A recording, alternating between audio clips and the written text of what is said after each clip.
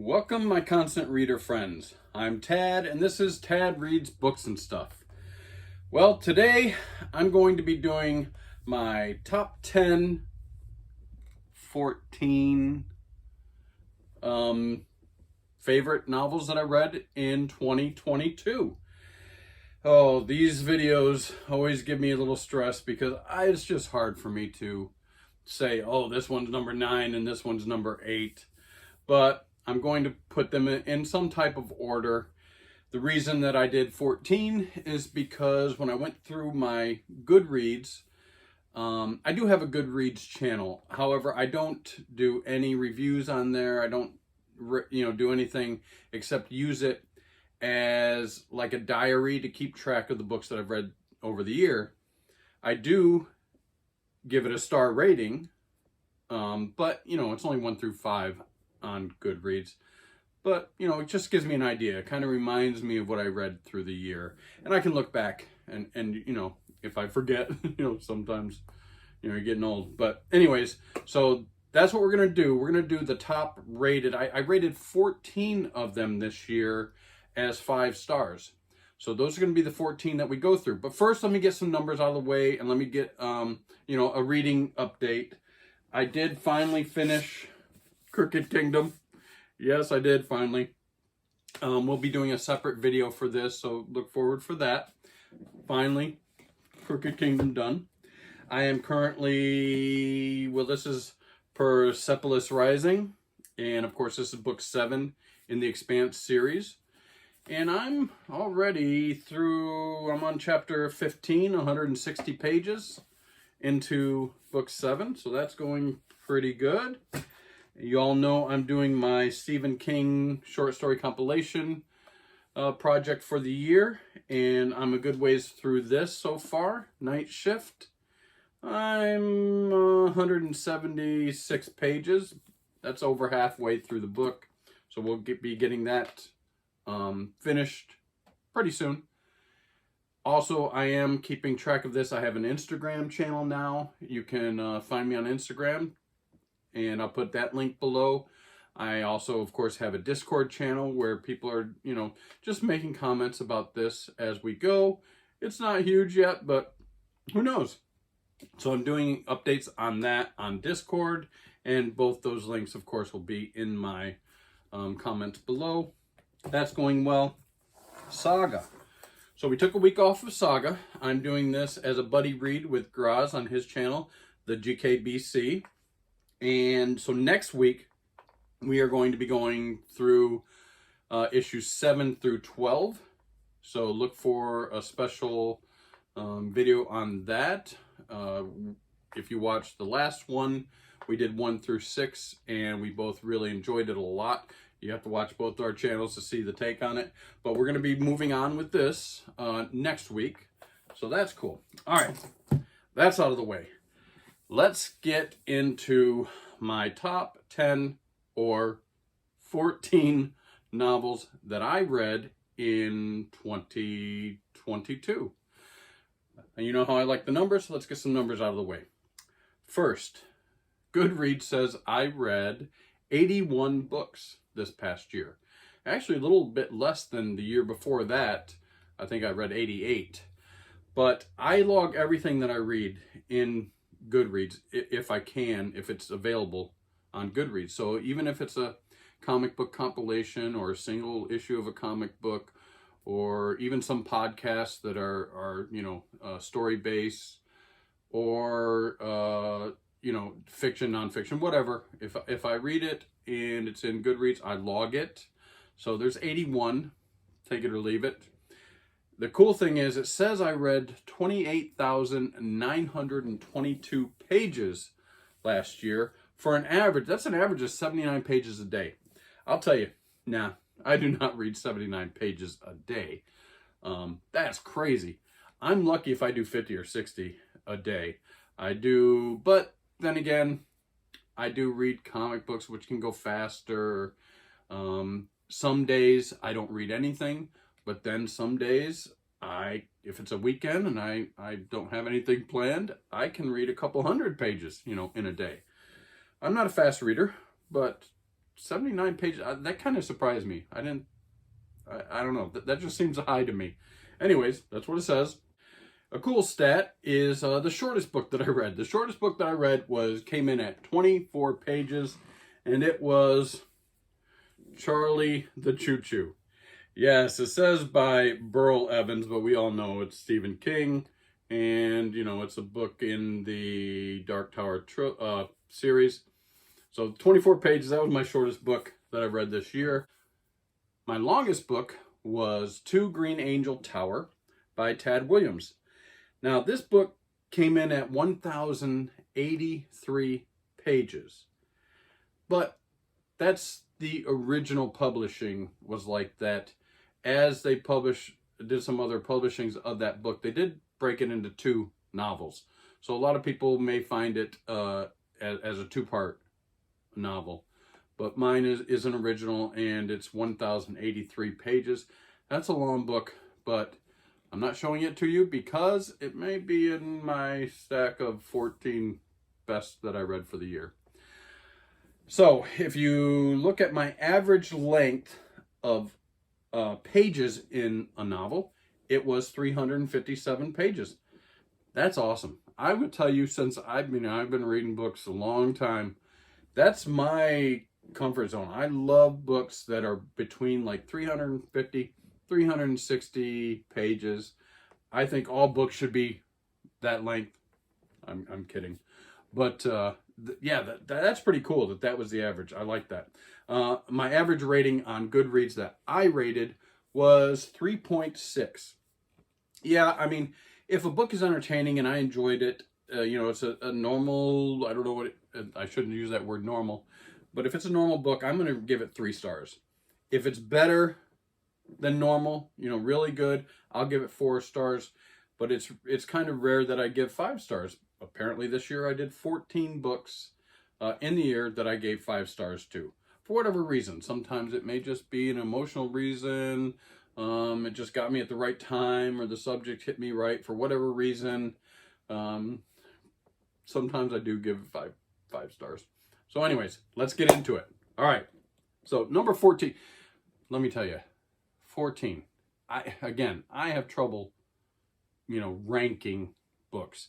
I'm going to say that any of these books probably could be anywhere else on the list on any given day, except today this is what they are. Except maybe the top 5. The top 5 are pretty good, but we'll talk about that as we go. All right, let's get started. Number 14. This is a short story. So this is the short story compilation novel that is goes along with The Expanse. Oh, I'm going to try not to ramble too much, please. I'm sorry. But this one in here, The Churn. The Churn was by far, so far, the best of the short story compilations. So good that I actually gave it a 5 in Goodreads. If you are reading The Expanse and you haven't been reading along with the short stories, you really should. They are informative. They do kind of flesh out some things and give you some other viewpoints on some of some of the things that are going on in the story. But so that was number 14, The Churn. Number 13. Oh geez, like I said, these could be anywhere. 13, Legion. Yeah, William Peter Blatty. I really like this book. I had it on my shelf for quite a while. I don't know why I didn't read it. Anything that makes me, really think about things like this is a psychological novel here. Of course, it's the companion to The Exorcist, which, by the way, is going to be number 12. The Exorcist. Yeah. Love them. Now, are these perfect novels? No, probably none of these are perfect. I have issues with both of them. If you watch my video where I discuss these, you will see the different issues I have with each one. But really, if you are a horror fan, you really should read these. Don't just read, The Exorcist. read Legion. And I found there's actually a third novel that goes with this. Oh geez, I can't remember the name. But I mean, it's kind of an offshoot. It is related. There's a character in it that is in The Exorcist, or is talked about in The Exorcist. So, but yeah, number 13, number 14, really love these books. Put these down. I had read Exorcist in the past, but for Halloween season, spooky season, I read it again. All right. Oh geez. Number 11. Now, I would not consider myself a big fan of most YA. I don't read a lot of YA. But this year I've started to read more, and some of them are really good. I don't even really know why some of them are considered YA, except for maybe, it's a young person that's the protagonist in the story. But some of them are, really carry some very adult themes in them. I know a lot of people don't like the ones that are, love triangles and things like that. That's fine. I don't like those either. But some are pretty good, and this is one of them. This is Stranger Things, Rebel Robin. I don't know. I just freaking love this book. I didn't expect anything from it. I love Stranger Things, and you can see my Hellfire Club shirt here. But I don't know. There's just, I love this character. I love the stress and things that she went through, and it helps flesh her out so that you can see a little bit more about her than what you see in the TV show. But I really like this book, and I'm not normally a fan of YA, but love this. Yeah, I don't know why. Gave me some feelings.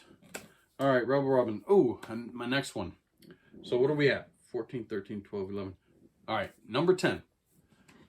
I had to throw this in there because I love this book. The British Are Coming. So, of course, this is a nonfiction novel.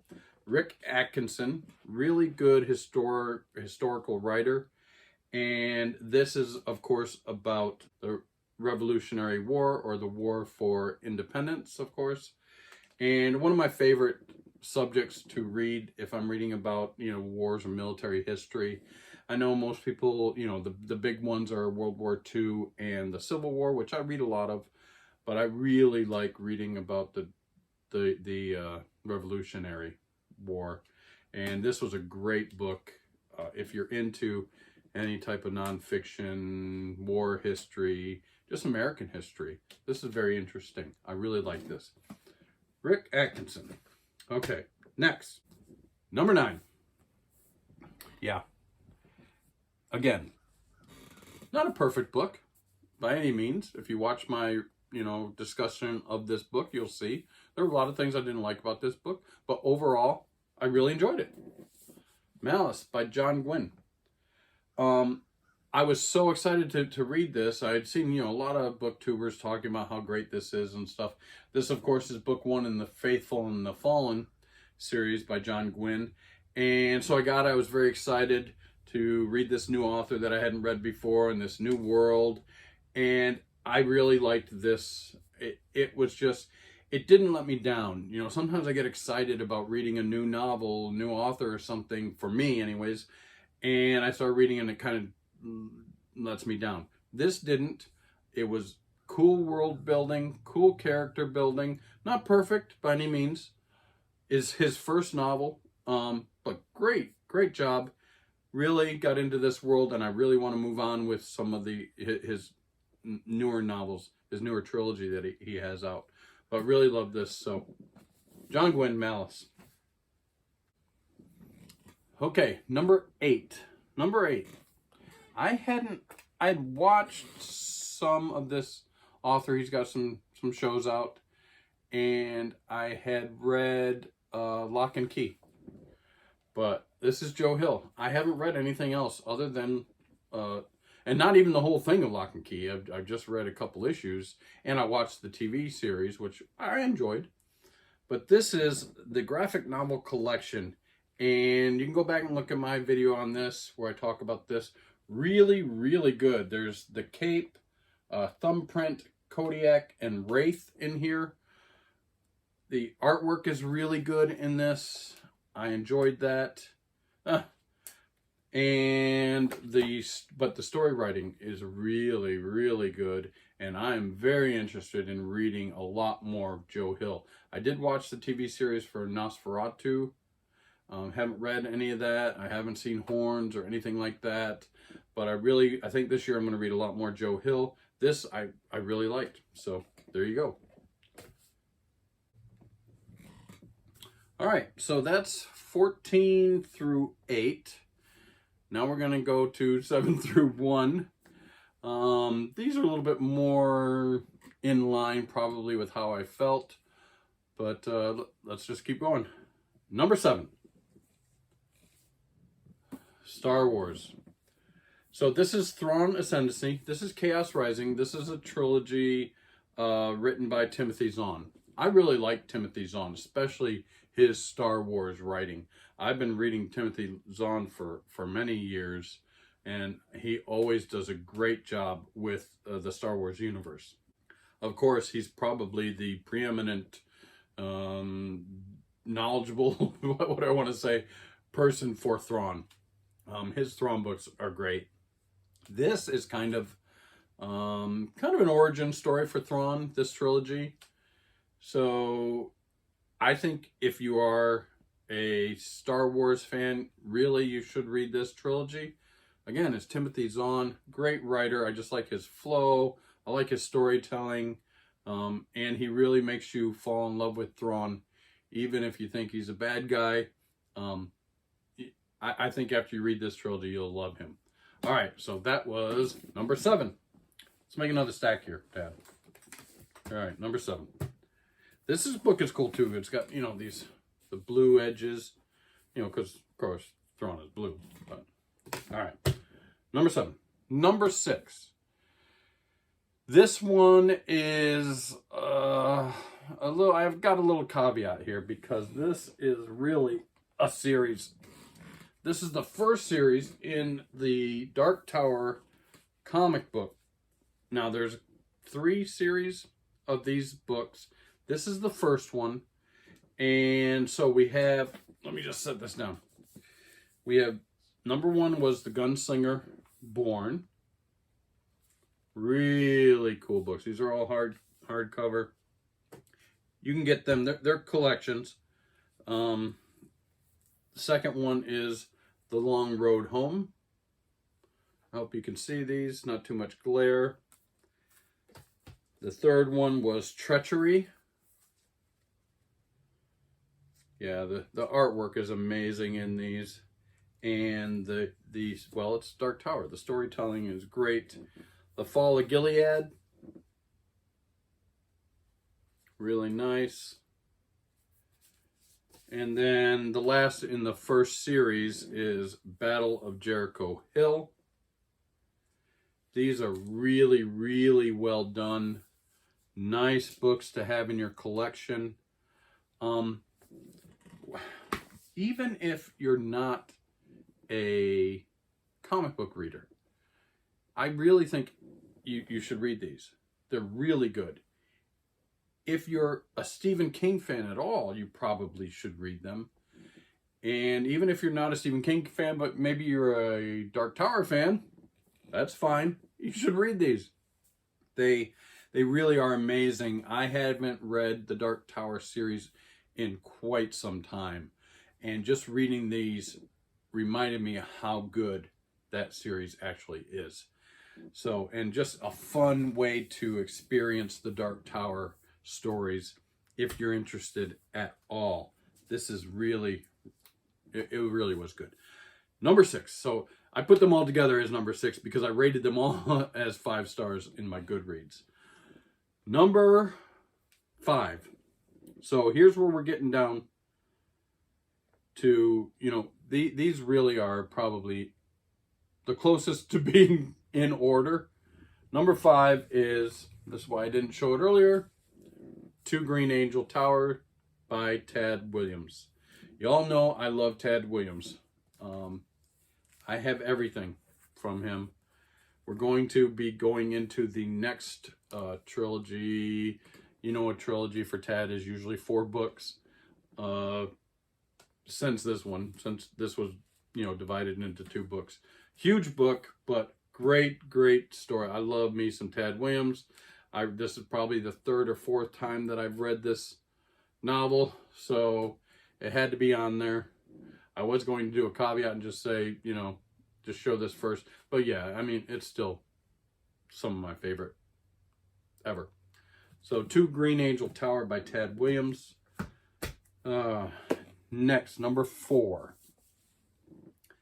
This one, again, now, if you've watched my channel for any period of time, you'll know that I'll tell you the goods and bads, how I feel about a book. This one wasn't perfect, but as I look back at it, I really just enjoyed this. Yeah, it's number 1 in the Expanse series, Leviathan Wakes. I was so excited to start reading this. This is another one where I built up my hopes and I wasn't let down. The pacing in this is great. The speed, the writing, of course, it says James S.A. Corey. Of course, we know it's 2 different authors, but there's no delineation between the 2 that I could tell, really. The characters were great. This is a new universe. The universe building was great. The premise, the idea, even the science in it is pretty darn good. It doesn't throw you out of the book like some science fiction kind of can do. It wasn't perfect. You know, watch my video. It's not. But my hopes were so high for this, and I read it, and I wasn't let down. So I really enjoyed this. And I'm in book 7 now. 7, 8, 9. We'll go over 7 when I finish it at the end of this month. But Leviathan Wakes has got to be up there as one of my favorite reads. I was just so entertained with this book last year. All right, next. All right, we're down to number 3. All right, these 3 for sure are my top 3, but even these 3 could change positions depending on when you catch me. Number 3. Man, I was so happy to read this. I read this a long time ago. Rosemary's Baby, Ira Levin. I've got several Ira Levin books here. Real quick, Son of Rosemary was horrible. I gave it like a 1. Don't read Son of Rosemary, but read Stepford Wives, read The Boys from Brazil. Definitely read this. This was awesome. It's just, you know, down and dirty. I mean, this book is not very long. What is it? 245 pages. And he just tells the story. Boom, boom, boom.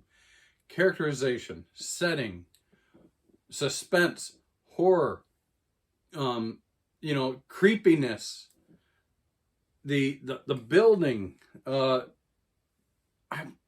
If you don't read this and just sit back and have a smile on your face and enjoy this book, holy crap, I loved it. I'll probably read it again sometime. I want to read it again, and I don't know. I loved it. Rosemary's Baby, number 3. Number 2. This was a battle. It really was. I love both these books. I'm saying that a lot, but these were my top 14 books of the year. I'm going to give number 2 today to The Haunting of Hill House. Right? I love this version that I got of it. Oh my gosh, Shirley Jackson, The Haunting of Hill House. I had never read this. Of course, I had, you know, I'm a huge Stephen King fan. And he talks about Shirley Jackson and her place in the history of horror novels and how important she is and how important this book is. I did watch the recent TV series that came out, and it was really intriguing. I really liked it. So I said, you know what? I'm going to have to read this. And I finally did this past year, and holy crap.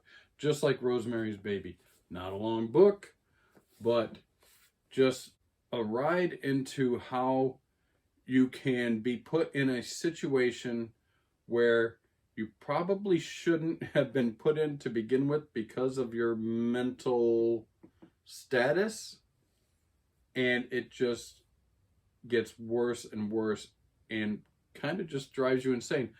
Similar to, and I know a lot of people don't like this, they don't like the Blair Witch movie. Yeah, the second one sucked and all, but the first one I think was a masterpiece. Found footage. I know people don't like that. It makes them, go crazy with the movement of the camera. But a simple, low-budget movie that you can just see how these people slowly go insane because of the situation they're in. And that's what happens in this novel. Really, really cool. Her writing is great. I was very surprised by that as well. The pacing was cool. When I closed the book at the end, I just sat there and I was like, wow, what the hell just happened? I mean, very interesting. Not like Tale of the Screw or whatever the heck that, oh man, that was horrible. But this was great. Number 2, one of my favorite reads of the year. Absolutely. So, of course, that leads number 1, and you're going to say, oh, Tad, you're a homer or whatever. But Stephen King, Billy Summers. I thoroughly enjoyed this book. Yes, you watch my video, I talk about it, of course. Stephen King is getting a little overboard with his political ideas in his writing, and that can pull you right out of the story in this book. It can. I'm not going to lie. There are some other things. For instance, I saw the ending coming a mile away, but it still landed the ending. People have complained about Stephen King not landing the ending for years. Everything about this book, it's almost 3 stories, separate stories in one. I loved it. I love the characterization. I love the setting. I love the story. I don't know what to say. Yeah, I love Stephen King. It's my number 1 book of the year. You have to read it if you haven't read it. I get surprised sometimes. Sometimes I hadn't read this for a while. It was on my shelf for a while. And I was like, I didn't even like the cover. Although I like the cover now. It's pretty cool, but I don't know. It's like what am I thinking about? Dumaquis. I didn't read Dumaquis for years. I read it 2 years ago, and I was like, holy crap, why haven't I read this? This is great. So anyways, Stephen King is my number 1 read of the year. Most entertaining, most thoroughly enjoyable book that I read. There you have it. 14. Those are my top reads of the year. I hope you guys found some type of entertaining value in this video. Please like, subscribe, and leave tons of comments. I guess I'm supposed to say hit the bell button so you get notifications. Just, you know the deal. I'm also got my Discord channel and an Instagram channel now. Check those out. I'll put the links in the description below. And look forward to the next version of Saga that Graz and I are going to be doing next. And I hope you have a great day. Keep on reading. Peace out.